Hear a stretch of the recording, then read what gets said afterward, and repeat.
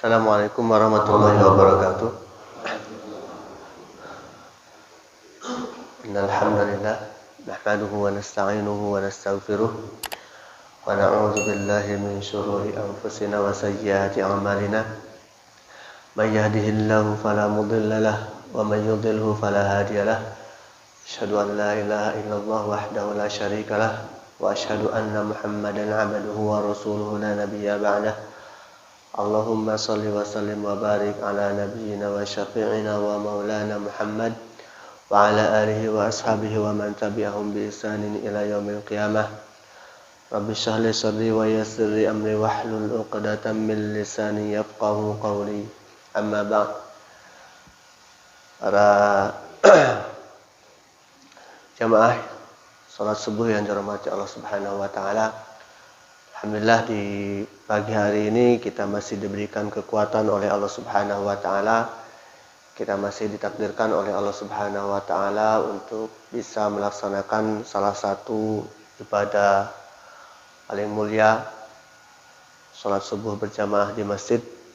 Dan saya yakin itu bukan karena kekuatan kita, bukan karena lain satu hal dan sebagainya gitu.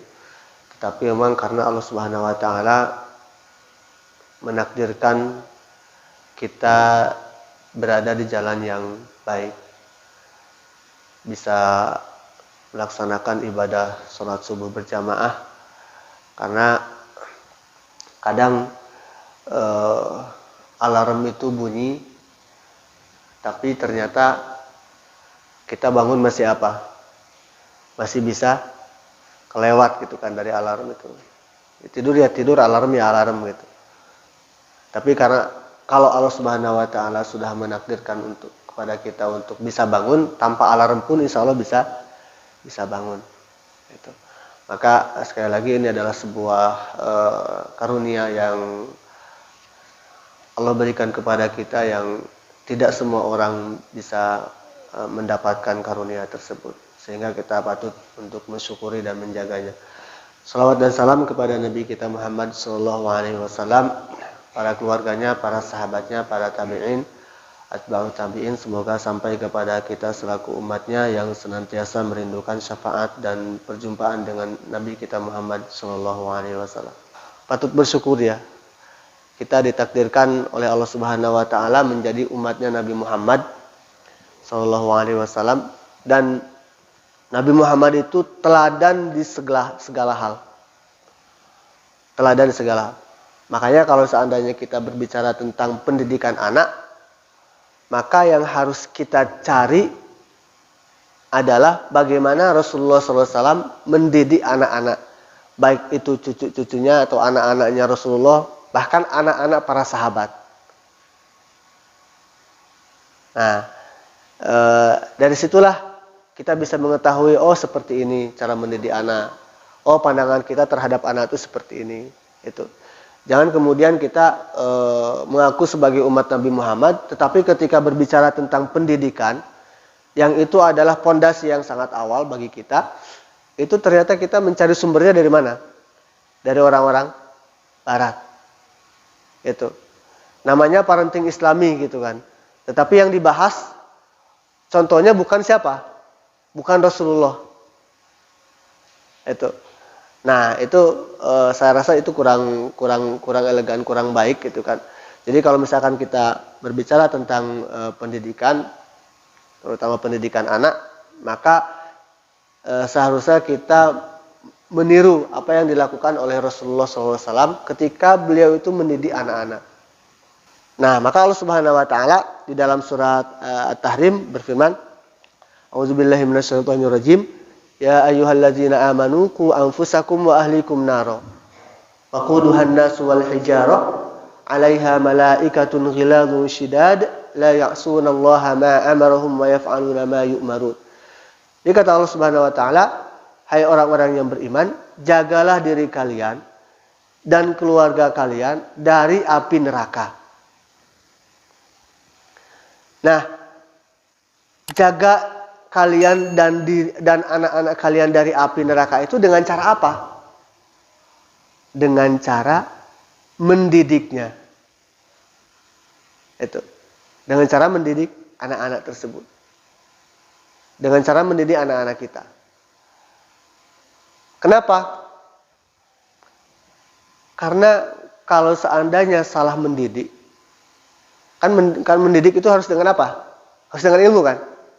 Mendidik itu harus dengan ilmu. Karena kalau tidak punya ilmu, sama seperti misalkan tukang sol suruh ngajar matematika gitu kan.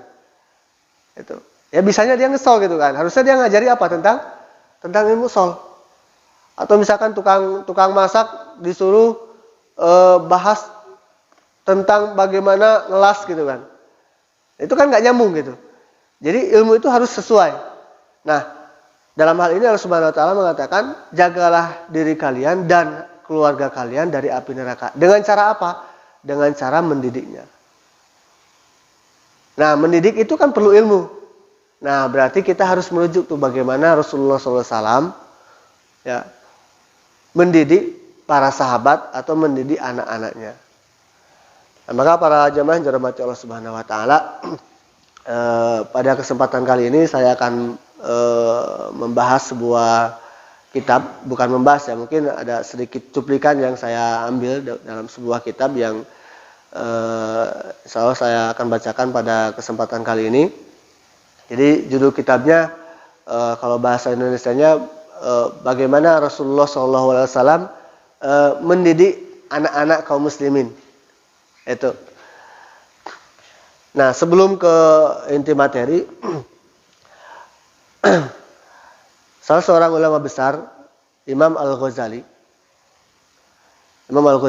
yang kita kenal dengan Hujjatul Islam, dan beliau banyak karangan-karangannya, dan salah satu karangan yang paling monumental adalah Ihya Ulumuddin. Walaupun ada beberapa ulama yang mengomentari tentang konten yang ditulis, terutama terkait dengan hadisnya, tetapi mayoritas ulama mengakui bahwasanya itu adalah karya yang sangat luar biasa. Dan perlu diketahui, Imam Al-Ghazali ini dulu adalah seorang pimpinan di sebuah madrasah terbesar, namanya Madrasah An-Nizamiyah. Madrasah An-Nizamiyah.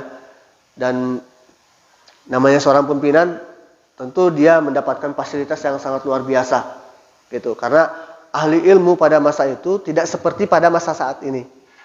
Ya mohon maaf, sekarang gaji guru itu, apalagi guru honorer ya, itu mungkin cukup untuk bensin aja ya. Ya Pak? Sebulan 300.000. Itu 300.000.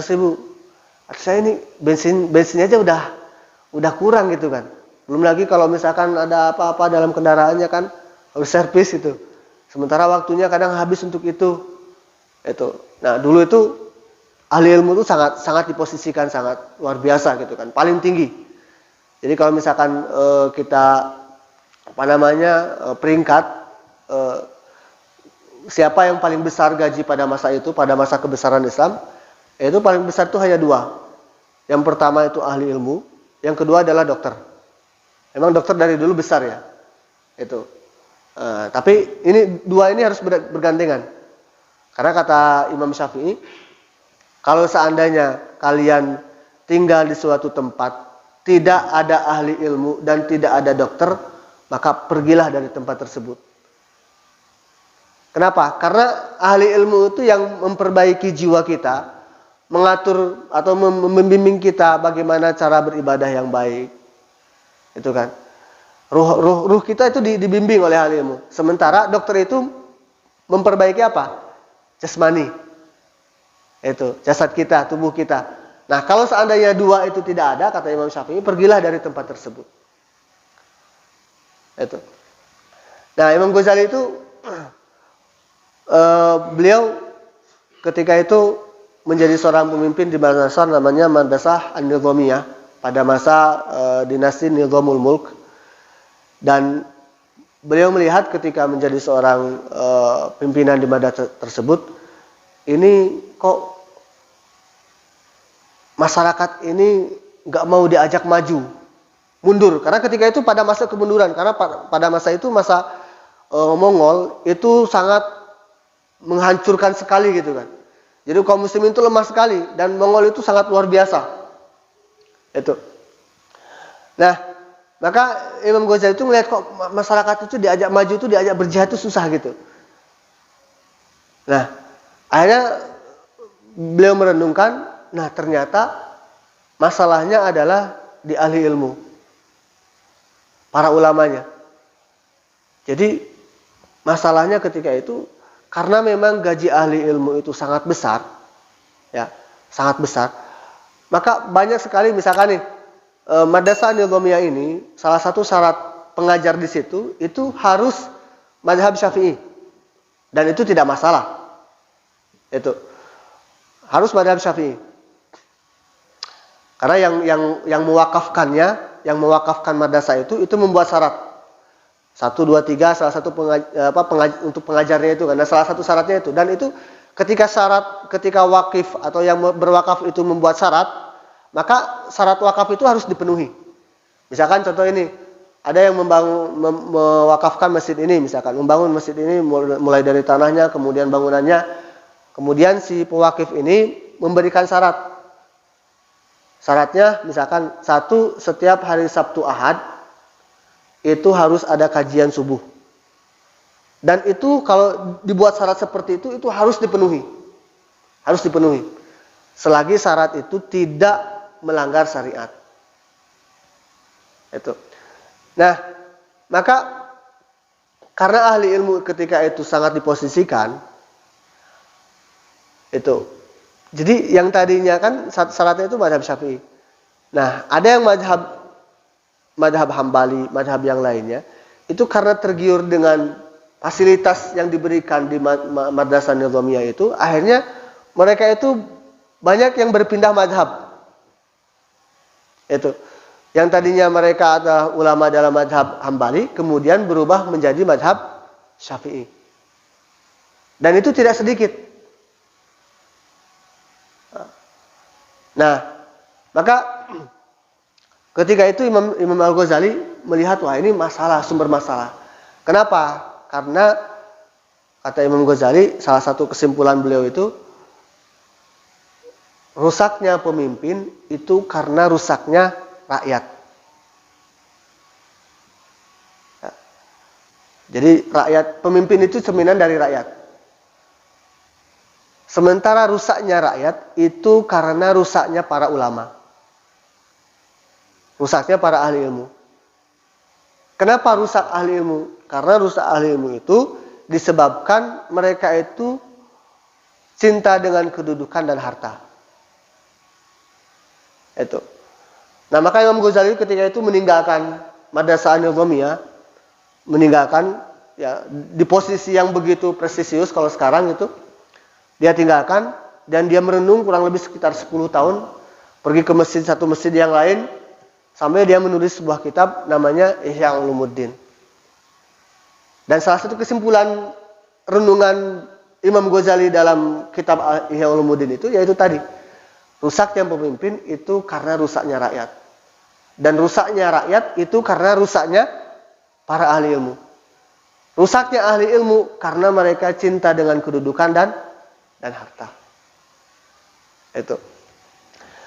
Nah, maka di dalam kitab Ihya Ulumuddin itu Imam Al-Ghazali berbicara tentang pendidikan anak.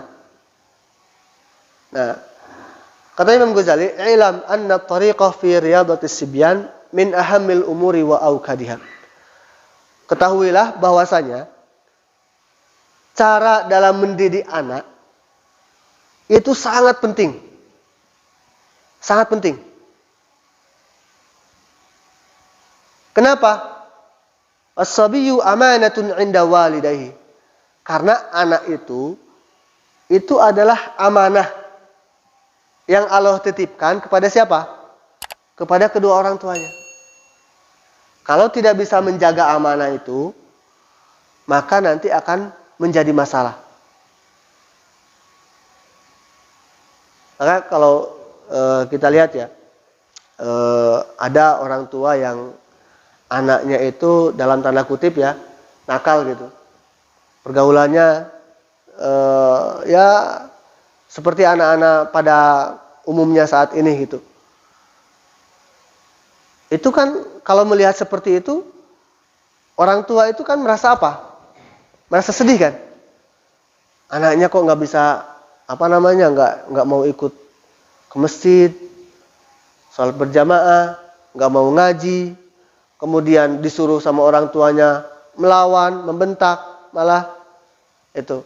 Itu kalau seperti itu kira-kira kita selaku orang tua senang apa enggak ya? Sedih kan? Sedih. Nah, itu baru di dunia. Bagaimana nanti di akhirat? Karena nanti di akhirat itu anak dengan orang tua itu akan saling menuntut. Bahkan yang paling kuat tuntutannya itu adalah anak. Karena kewajiban kita selaku orang tua untuk mendidik siapa? Mendidik anak. Itu. Jadi yang tadinya orang tua seharusnya dia itu masuk surga, kemudian nanti ada anaknya datang kepada Allah menghadapi Allah. Saya akan mengadukan orang tua saya. Kenapa? Karena ketika dulu saya tidak dididik dengan pendidikan yang baik. Akhirnya dipanggil orang tuanya, dicek. Dan ternyata orang tuanya memang katanya mendidik jawabannya. Tetapi anak juga membantah. Saya dididik itu bukan supaya saya menjadi orang soleh. Bukan supaya saya bisa sholat, bisa ibadah kepada Allah. Tetapi supaya saya menjadi orang hebat ketika di dunia. Supaya saya menjadi pegawai, supaya saya menjadi orang kaya. Saya tidak pernah dididik bagaimana supaya nanti itu selamat di akhirat. Yang akhirnya yang tadinya orang tuanya itu harus masuk surga, itu bisa ketarik menjadi apa? Menjadi penghuni neraka. Itu. Nauzubillah. Maka ini hati-hati kata Imam Ghazali, ini adalah cara mendidik anak itu adalah yang paling penting yang harus kita kuasai. Jangan sampai kita itu salah apa? Salah mendidik anak. Wa qalbuhu thahir jauharatun nafisah. Kata Imam Ghazali, hatinya itu yang suci, yang bersih. Itu adalah permata yang sangat indah, yang sangat berharga. Yang permata itu atau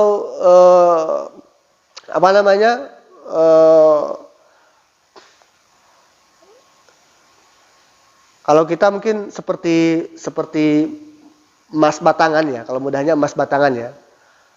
Emas batangan itu kan mau kita ukir menjadi apa saja kan bisa kan?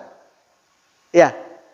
Mau jadi buatkan cincin, mau menjadi gelang misalkan atau kalung itu. Nah, itu bisa. Mudah sekali. Nah, seperti itulah anak-anak.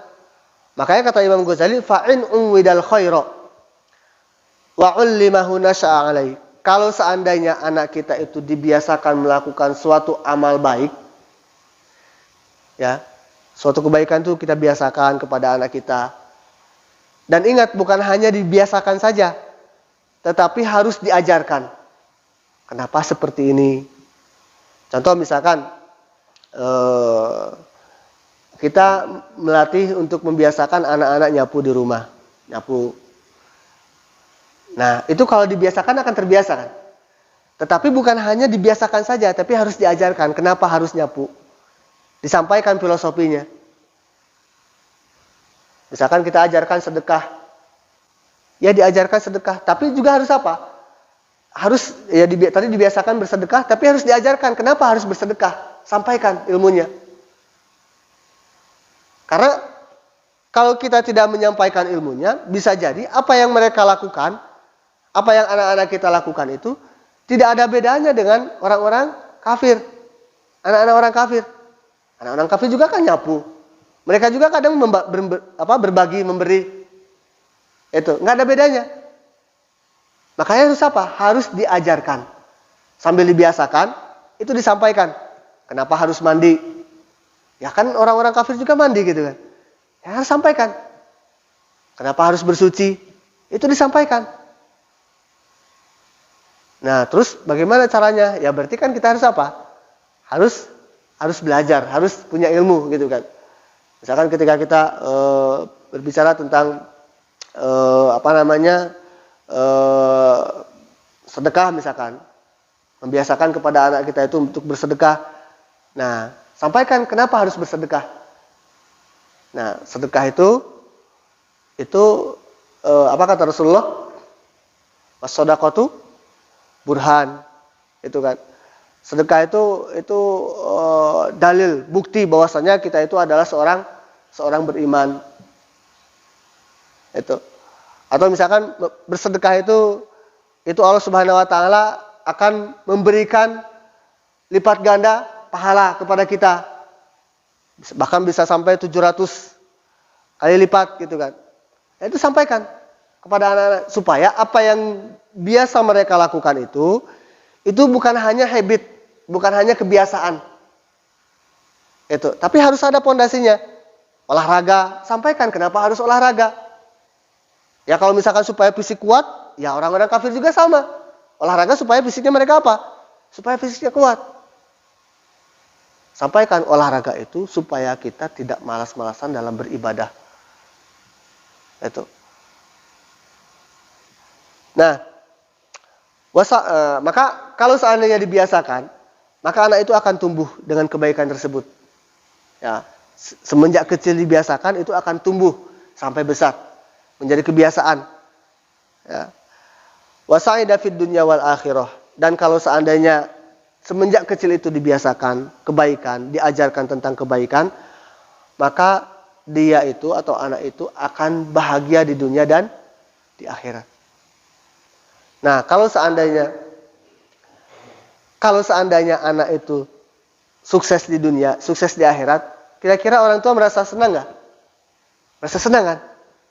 Itu kan kesenangan orang tua itu ketika melihat anak itu berhasil kan. Nah, tapi berhasilnya bukan hanya berhasil dalam masalah dunia. Itu. Tapi berhasil dalam masalah apa?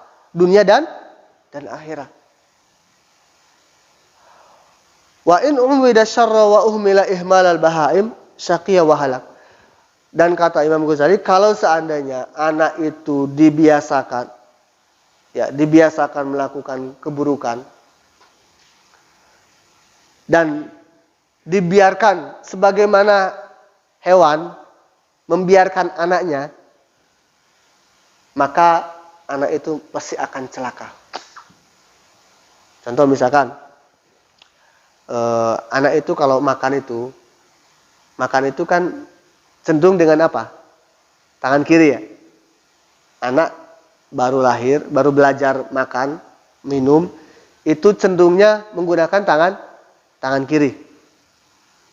Nah, kalau seandainya itu kita tidak mengarahkannya, tidak membiasakan supaya makan dan minum itu tangan kanan, ya, kemudian kita tidak mengajarkannya, maka apa? Anak itu akan terbiasa makan dan minum pakai tangan kiri. Sementara makan dan minum pakai tangan kiri itu kebiasaan siapa? Setan kan? La ta'kulu bishimal fa inna syaitana ya'kulu bishimal. Kata Rasulullah, jangan kalian, ini bahasanya jangan ya. Jangan itu berarti harus harus ditinggalkan. Jangan kalian makan dengan tangan apa? Tangan kiri. Kenapa? Karena sesungguhnya setan itu makan dengan tangan kiri. Jadi itu kebiasaan setan makan dengan tangan kiri itu. Nah, kalau anak itu dibiasakan seperti itu, maka tumbuh seperti itu juga. Seolah makan dengan tangan kiri itu tidak masalah gitu. Pernah nggak ngelihat? Atau mungkin pernah nggak melakukan? Ketika kita makan dengan tangan kiri atau minum dengan tangan kiri itu seolah tidak ada apa? Tak berdosa, nggak bermasalah gitu.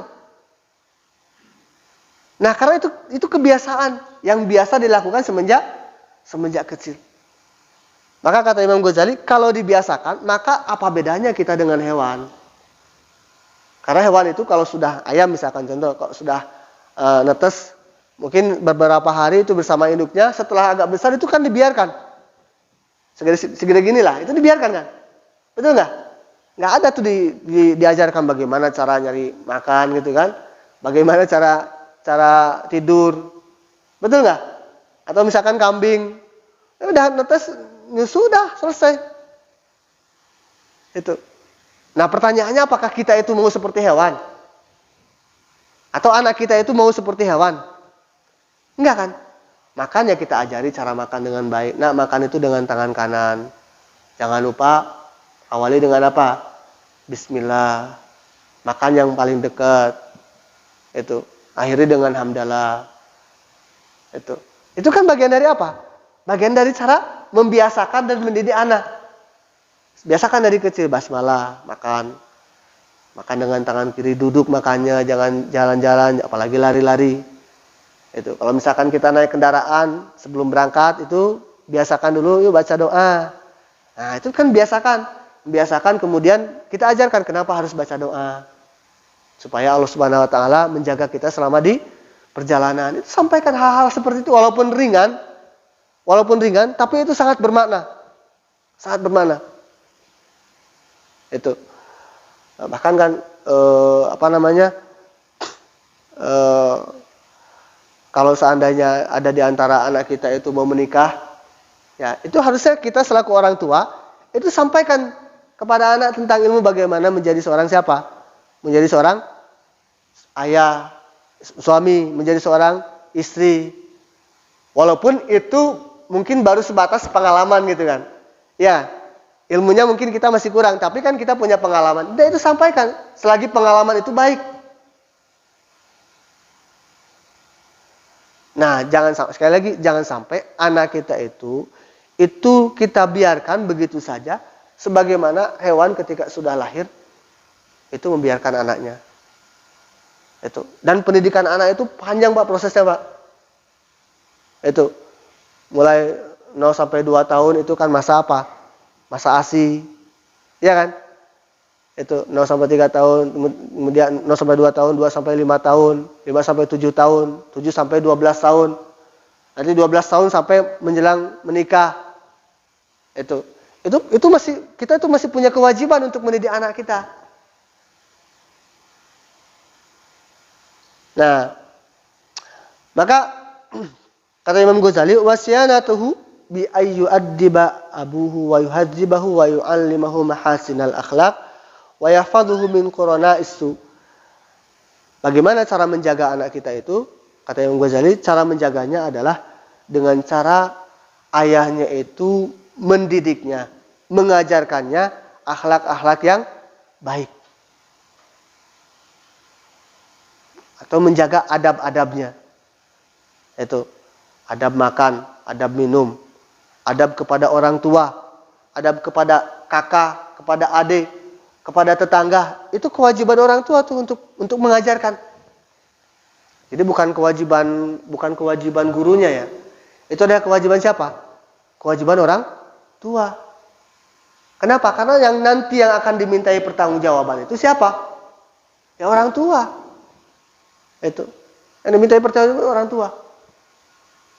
Nah, jangan lupa ketika kita orang tua itu menjaga anak kita itu dengan cara mengajarkan akhlak-akhlak yang baik, di samping itu kita juga harus menjaga anak kita itu dari pergaulan yang buruk. Nah, ini penting ini. Jadi harus bisa menjaga nih. Apalagi di masa-masa seperti ini gitu kan. Anak-anak muda itu cenderung suka dengan apa? Main game. Betul nggak? Kan game anak-anak sekarang kan nggak seperti pada masa kita dulu kan. Kalau dulu kita kan cuma game apa? Game biasa ya, game bot ya. Itu biasa aja gitu kan. Lah sekarang gamenya online kan. Game online ya kemarin juga ada sempat orang tua itu menghadap ke anak gitu kan, mengeluhkan kondisi anaknya yang sekarang itu udah mungkin sekitar sebulan ke belakang itu dia udah mulai agak keranjingan, udah mulai agak bermasalah dengan apa? Dengan game. Karena lingkungannya, teman-temannya, saudara-saudaranya sekarang kan nggak gaul, nggak punya HP gitu kan. Itu. Kemudian udah punya HP itu buat apa gitu kan? Kan nggak mungkin dibuat komunikasi kan? Dibuat nyari informasi terkait dengan pendidikan atau ilmu. Anak-anak belum paham itu gitu kan. Ya anak itu yang taunya happy kan. Salah satu happy-nya itu dengan apa? Dengan main game. Gamenya juga bukan game yang offline kan. Gamenya online, ngabisin pulsa. Udah gitu kan ketika game online itu anak juga belum pernah nyoba itu game online itu kayak gimana gitu kan. Itu katanya kan ada iklan kan muncul. Ada iklan muncul. Kadang iklannya itu ya mohon maaf itu nggak seronok gitu, nggak baik. Itu. Nah, itu sama anak-anak dipijit kan, itu akan muncul keluar.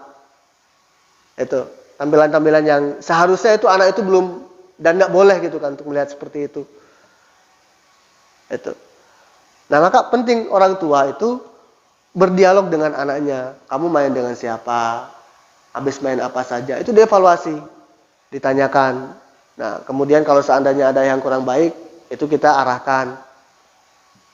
Dan bisa jadi anak itu karena memang sudah kecanduan, ya sudah kecanduan, itu anak itu akan berbohong. Itu berbohong dan itu kenyataan terjadi. Itu orang tua itu mengadukan kepada saya seperti itu, sekarang mudah berbohong, bahkan mudah marah. Itu gara-gara orang tuanya itu memang gak bisa mengontrol pergaulan anaknya. Itu. Padahal kan ya kita tahu min husni islamil mar'i tarkuhu ma la ya'ni. Di antara tanda kebaikan Islamnya seseorang itu adalah ketika dia meninggalkan apa yang tidak berguna baginya. Apa yang tidak bermanfaat baginya. Nah, game itu manfaat enggak sih? Itu. Enggak bermanfaat sama sekali. Itu. Bahkan dalam kitab-kitab klasik dulu itu para ulama itu membahas tentang permainan, ya, alatul lahwi, alat-alat mainan, alat-alat melupakan. Dan itu ulama dahulu itu mengatakan itu semuanya itu haram dan itu harus ditinggalkan. Kenapa? Karena itu akan mengganggu proses pendidikan anak-anak kita. Itu. Ya mudahnya lah. Contoh misalkan anak-anak itu ketika contoh misalkan belajar sama orang tuanya sama kita. Itu kuat berapa lama sih belajar anak-anak? Itu. Atau misalkan anak-anak tuh murojaah hafalannya itu kuat berapa lama? Kemudian kita kasih HP suruh main game. Itu kuat berapa lama? Kalau seandainya masih lamaan main game, berarti masalah nih dengan anak kita. Kalau misalkan ya hanya sekedarnya ya hanya menghilangkan kepenatan, mungkin itu saya kira kita masih bisa mentolerir gitu kan. Itu. Tapi yang jelas permainannya jangan sampai membuat lalai. Itu ya sekedarnya aja main apa gitu kan. Itu nggak masalah. Tapi kalau seandainya itu sudah melalaikan, nah ini yang bahaya itu melalaikan. Dan memang mayoritas kalau seandainya sudah bermain game, orang itu akan apa? Akan lalai, lupa dengan waktu sholat, lupa dengan kewajibannya. Bahkan tadi juga kan sudah berani membentak orang tua, berani berbohong kepada orang tua. Itu. Gitu ya para jamaah yang dirahmati Allah Subhanahu wa taala. Udah cukup, Pak? Lagi, ya. Jadi kembali ke pembahasan tadi, kesimpulannya adalah anak-anak kita itu adalah amanah yang Allah titipkan kepada kita, dan ketika Allah Subhanahu wa taala menitipkan amanah kepada kita, anak-anak kita itu dalam kondisi bersih, suci. Kullu mauludin yuladu 'alal fitrah. Kata Rasulullah, setiap yang dilahirkan itu dilahirkan dalam keadaan fitrah, suci, bersih. Nah, fa abawahu yuhawwidanihi aw yunassiranihi aw yumajisani. Dan orang tuanya itulah yang menyebabkan anak-anak itu yang tadinya bersih itu menjadi kotor. bisa jadi cenderung kepada Yahudi, cenderung kepada kebiasaan Nasrani, cenderung kepada kebiasaan Majusi. Jadi baik dan buruknya anak itu ulah siapa? Ulah orang tua. Nah, ketika buruk hasilnya, karena itu adalah amanah yang dititipkan kepada kita dari Allah Subhanahu wa taala, maka ketika diminta kembali oleh Allah, itu akan lihat sesuai enggak? Seperti ketika diberikan. Kalau seandainya tidak sesuai, maka Allah akan meminta pertanggungjawaban kepada kita. Itu makanya mendidik anak itu berat ya. Itu. Walaupun di satu sisi Rasulullah SAW itu menganjurkan kepada kita untuk berlomba-lomba dalam jumlah anak. Ya. Kata Rasulullah, tazawwajul wadud al walud. Kalian kalau menikah itu menikahlah dengan perempuan yang penyayang, dan perempuan itu banyak melahirkan apa? Anak. Itu. Banyak itu berapa minimal? Hah? Banyak itu berapa minimal? 3 ya. Kalau ngelihat redaksi dalam hadis itu, walud itu kan kalau dalam ilmu nahwu ya.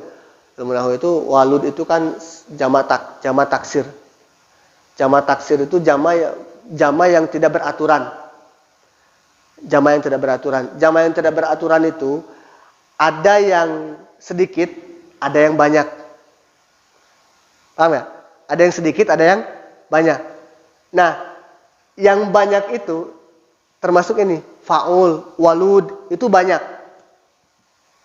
Jadi kalau banyak itu memang ulama ikhtilaf dari berapa? Ada yang mengatakan dari 7. Itu dari 7 ya Pak Jang. Minimal 7 tuh kalau mengikuti hadis Rasulullah itu tadi kan. Dan itu perintah Rasul kan. Itu nikah dengan perempuan yang penyayang dan dia itu bisa melahirkan banyak anak. Banyak itu berapa? Nah, kalau ngelihat redaksi katanya, teksnya tadi, walud. Karena kata yang disampaikan oleh Rasulullah itu bukan sembarangan. Bukan sebagaimana yang kita sampaikan. Itu mukjizat. Ya, itu karena apa? Karena mama yang tipu anil hawa in huwa illa wahyu yuha. Apa yang disampaikan oleh Rasulullah itu ya wahyu. Nah, maka kata Rasulullah walud. Walud itu berarti kan banyak tuh. Minimal berapa? 7. Antum berapa, Pak? Ya kalau 2 ya coba nambah terus gitu kan. Kenapa? Karena kata Rasulullah fa inni mukasirum bikumul umama yaumal qiyamah. Karena saya nanti itu akan berbangga-bangga. Nanti itu akan berbangga-bangga dengan para nabi. Saya akan merasa bangga. Ya, ketika ketika umat saya itu banyak. Ya umat banyak itu dengan cara apa? Memperbanyak anak. Siapa itu? Alhamdulillah di pagi ini kita sudah menyelesaikan kajian tentang pendidikan anak. Mudah-mudahan ilmu yang saya sampaikan bukan ilmu saya sebenarnya, ini ilmu kitab gitu kan yang ditulis oleh Imam Ghazali. Mudah-mudahan itu bermanfaat bagi kita semuanya karena proses pendidikan anak itu sangat panjang, maka kita perlu napas yang panjang juga. Itu belajarnya bukan cuma 1 hari 2 hari, saya yakin nggak seperti itu. Itu perlu panjang, prosesnya perlu panjang. Itu. Dan mudah-mudahan Allah Subhanahu wa taala menjaga kita, memudahkan kita, membimbing kita dalam mendidik anak-anak kita sehingga anak-anak kita itu menjadi qurrata ayun. Ketika kita melihat itu menyejukkan mata hati kita gitu kan. Itu. Karena itu adalah salah satu kenikmatan yang Allah berikan kepada orang-orang yang beriman. Hadanallahu wa iyyakum ajmain. Mohon maaf kalau ada kekurangan. Usikum wa nafsi bittaqullah. Assalamualaikum warahmatullahi wabarakatuh.